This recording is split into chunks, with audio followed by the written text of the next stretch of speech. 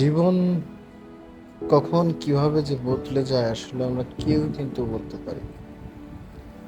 আজ হয়তো কেউ বা কারো অবস্থান খুবই খারাপ, 5 বছর কিংবা 10 বছর পর দেখা যাবে কি তার সেই অবস্থানে নেই।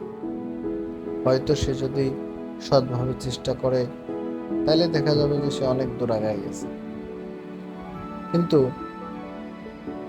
আমরা বেশিরভাগ সময় তার বর্তমান অবস্থান নিয়ে অনেকভাবে তাকে হেয় প্রতিপন্ন করি, কিন্তু ধৈর্য ধরে থাকলে দেখা যায় যে সে যদি চেষ্টা করে সৎভাবে, একটা সময় কিন্তু সে সফল হয়। আজকে আমরা ঠিক এমনই একটা জায়গায় যাব। শ্বশুর বাড়ি নিয়ে অনেকেই অনেক কথা বলেন, কিন্তু কিন্তু এই লোকটি শ্বশুর বাড়ির এলাকায় খুব সুন্দর একটি মসজিদ করে দিয়েছে। এখন বলতে পারেন যে কেন তিনি করে দিল, এর পিছনে অবশ্য তো কারণ রয়েছে। আমি যতটুক খবর নিয়ে জানতে পেরেছি যে তিনি একটা সময়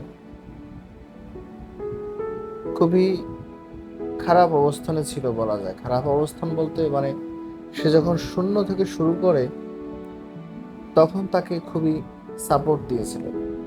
হুম, যার ফলে আজকে সে যখন সফল হয়েছে তখন কিন্তু তার ওই যে যে ঋণের কথা, ঋণ বলতে বোঝাচ্ছি যে তার দুঃসময় যারা তার সাথে ছিল ওই সময় লোকজনের প্রতি তার যে একটা সফট কর্নার, সেই কর্নার থেকেই মূলত এই যে যে একটা মসজিদ এত সুন্দর এটা করে দেওয়া। তো বলা যায় যে এটা দায়বদ্ধতা থেকেই করা।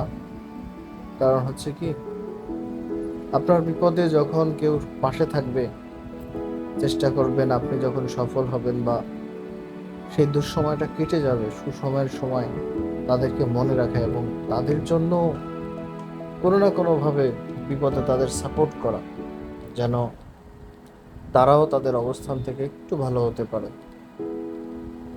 এটাই একটা ভালো মানুষের বৈশিষ্ট্য। আর যারা খারাপ মানুষ, তারা বিপদ কেটে গেলে আসলে সেই সব কিছু মনে রাখে না। এমন অনেক মানুষ রয়েছে ভাই দুনিয়ায়। এজন্য আমাদের সবার উচিত প্রথম ভালো মানুষ হওয়া, কারণ ভালো মানুষের কোনো বিকল্প হয় না।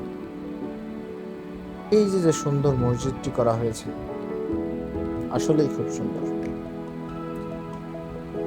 তো ওই মসজিদটি দেখে আমি লোভ সামলাতে পারিনি এবং আহ, কি বলে যে এর আগে শুক্রবার আমি দেখে গিয়েছিলাম মসজিদটি। এখন যেহেতু এই মসজিদটি এত সুন্দর এবং এই মসজিদ করে দেওয়ার পিছনে একটা গল্প রয়েছে, তো ভাবলাম যে কেন নয়, একটু ঘুরে আসি, জুম্মার নামাজ পড়ে আসি। আর এখানে এখানে বলতে ভুল হবে, আমি লাস্ট 2টা জায়গায় গিয়েছিলাম। তো 2টা জায়গা থেকে একটা জিনিস শিখতে পেরেছি, সেটা হচ্ছে আপনার জন্য সম্ভাবনার দরজা সব জায়গায় রয়েছে। আপনাকে শুধু আপনার কমফোর্ট জোন থেকে বেরিয়ে এসে ওই দরজায় নক করতে হবে।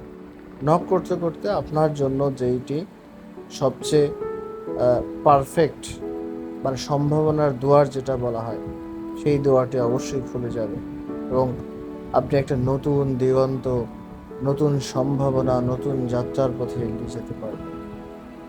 এই লেসনটা আমি বাস্তবে পেয়েছি লাস্ট 2টা জায়গায় ঘোরা থেকে। তো বন্ধুরা, এই র্যান্ডম কথাবার্তা বললাম। দেখা হবে পরের ভিডিওতে ইনশাল্লাহ। ততক্ষণ ভালো থাকবেন। থ্যাংক ইউ, থ্যাংক ইউ সবাইকে।